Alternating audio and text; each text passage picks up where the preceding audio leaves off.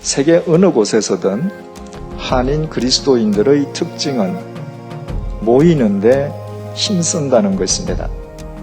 예배 시간은 물론이고 성경 공부와 친교를 위해서 구역 모임에도 열심히 참여합니다. 선교 100년 만에 전 국민의 4분의 1이 그리스도인이 될 정도로 그리스도인의 수도 급증했습니다.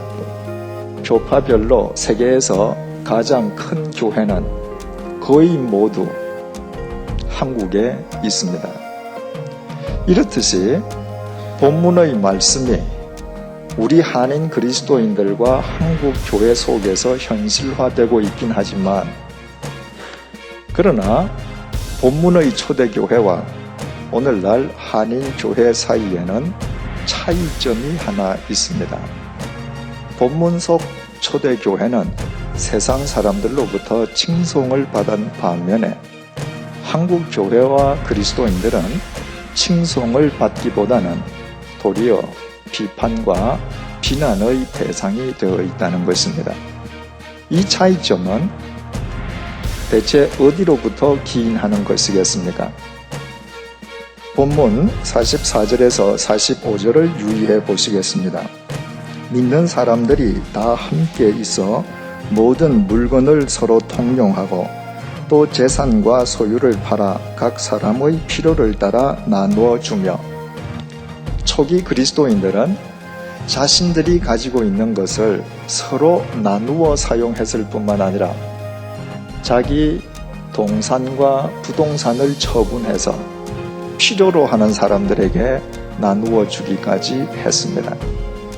얼마 지나지 않아서 5,000명의 대군중이 믿는 무리에 합류했을 때에도 똑같은 일이 벌어졌음을 사도행전 4장 32절이 밝혀주고 있습니다. 믿는 무리가 한 마음과 한 뜻이 되어 모든 물건을 서로 통용하고 자기 재물을 조금이라도 자기 것이라 하는 이가 하나도 없더라. 남보다 더 많은 재산을 내어놓은 사람이라면 한 번쯤 뽐낼 만도 한데 그런 사람은 아무도 없었습니다.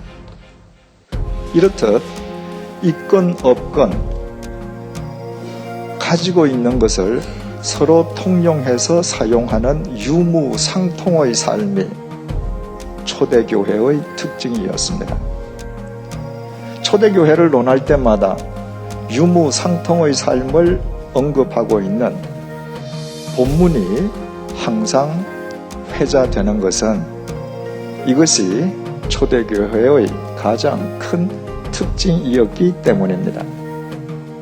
그런데도 이 구절은 오늘날 그리스도인들에게 철저하게 외면당하고 있습니다.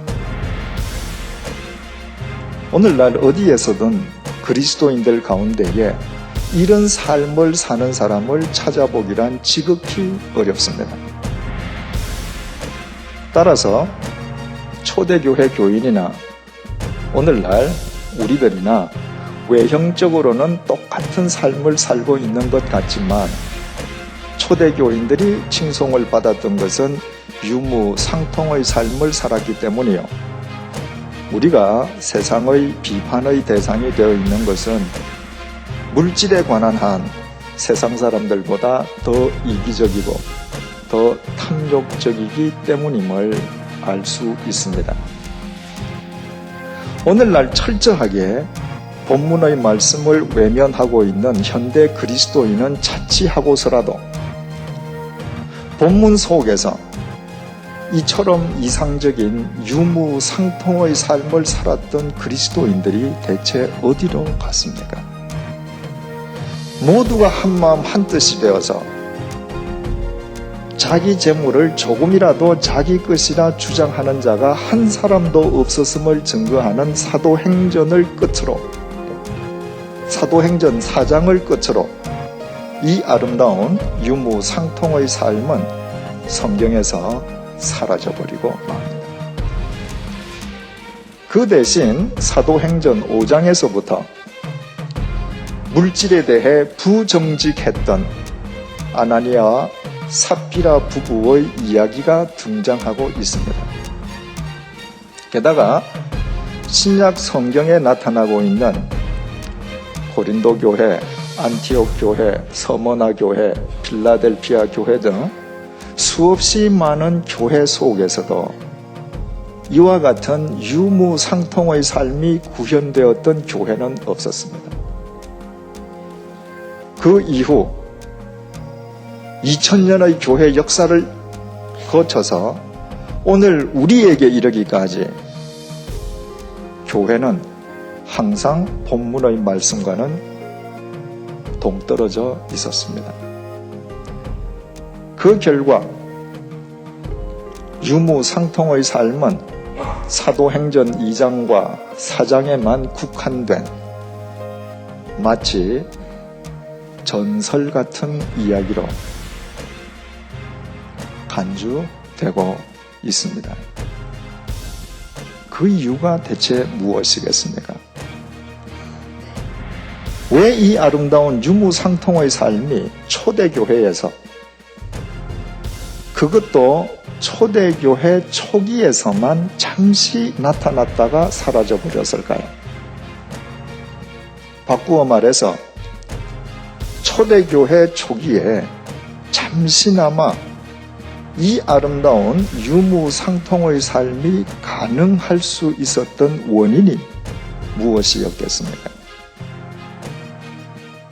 대부분의 신학자들은 그 까닭을 초기 그리스도인들이 지니고 있었던 종말 신앙에서 찾고 있습니다. 거의 모든 초기 그리스도인들은 임박한 주님의 재림을 믿고 있었습니다. 그들의 생애에 온 세상의 종말이 도래할 것을 믿었던 것입니다. 종말이 눈앞에 다가와 있다고 믿었을 때, 또한 그 종말과 더불어 영원하신 하나님의 나라에 들어갈 것을 생각할 때 그들에게 물질이란 단순한 필요의 충족 이상의 의미를 지닐 수는 없었습니다. 재물이란 그저 함께 나누어 쓸 도구일 뿐, 수단과 방법을 가리지 않고 축적해 두어야 할 재산이 아니었던 것입니다. 그러나 그들의 믿음과는 달리 세월이 흘러도 종말은 도래하지 않았습니다. 오히려 그들에게 임한 것은 세상의 박해와 핍박이었습니다. 그처럼 그들의 믿음과 전혀 어긋난 현실 속에서 누구도 먼저랄 것이 없이 그리스도인들은 물질을 신봉하던 옛 삶으로 회귀해버리고 말았습니다. 그 결과 하나님을 믿는다면서도 실은 물질을 더 신봉함으로 인한 신앙적 갈등과 범민에서 헤어나지를 못하게 된 것입니다. 바로 이것이 오늘까지도 우리의 삶 속에 계속 이어져 오고 있습니다. 만약에 오늘 이 본문 말씀이 우리의 삶 속에 아예 필요하지도 않다면 이 말씀이 성경에 기록되어 있을 리가 없습니다. 이 말씀이 성경에 기록되어 있다는 것은 하나님께서 우리에게 이와 같은 삶을 살도록 요구하고 계심을 의미합니다.